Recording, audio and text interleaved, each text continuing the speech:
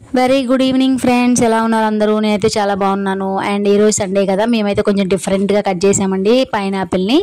So దేనికోసం అంటే juice తయారు చేయడం కోసం. అండ్ ముక్కలు ముక్కలుగా తినే వాళ్ళకైతే అంత యూస్ఫుల్ కాదేమో, మేము ఎలా డిఫరెంట్గా కట్ చేసామో దీనికి రిలేటెడ్ వీడియో అయితే అటాచ్ చేస్తాను, కింద చూడండి. అంటే మనం సీతాఫలం తిన్నప్పుడు పైన కళ్ళు తీసేసి లోపల ఎలా తింటాము గుజ్జు, సో దీన్ని కూడా అలాగే పైన ఆ కళ్ళు ఉంటాయి కదా, సో అవి తీసేసి మనకు లోపల గుజ్జు మాత్రమే జ్యూస్ కోసం ఎలా తీసుకోవాలి ఆ వీడియో మాత్రము ఈ రిలేటెడ్ వీడియోలలో కింద చెక్ చేయండి ప్లీజ్.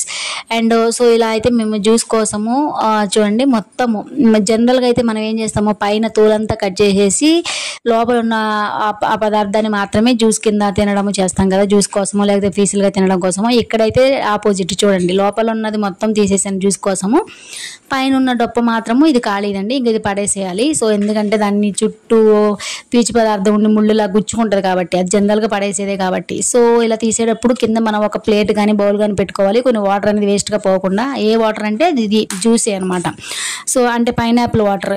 సో తర్వాత ఏం చేశానంటే పంచదార వేసి మనకి టేస్ట్కి తగ్గట్టుగా వేసుకుని, మన ఇంట్లో పాలు ఉంటాయి కదా, పాలు వేసుకుని చక్కగా మిక్సీ పట్టేసుకున్నాము. సో 2 times లాగా మిక్సీ పట్టాను. అండ్ అందులో కొన్ని అక్కడక్కడ కొన్ని అసలు చాకు అనేది యూజ్ చేయలేదు కదా, ఇది కట్ చేసేటప్పుడు నైఫ్ లేకుండా కట్ చేసాం కాబట్టి ముక్కలు పెద్ద ముక్కలు పడిపోయినాయి. సో జ్యూస్ చేసేటప్పుడు అక్కడక్కడ చిన్నవి వస్తే మళ్ళీ వాటిని కూడా తీసి చిన్నగా కట్ చేసి మళ్ళీ మిక్సీ పట్టాను.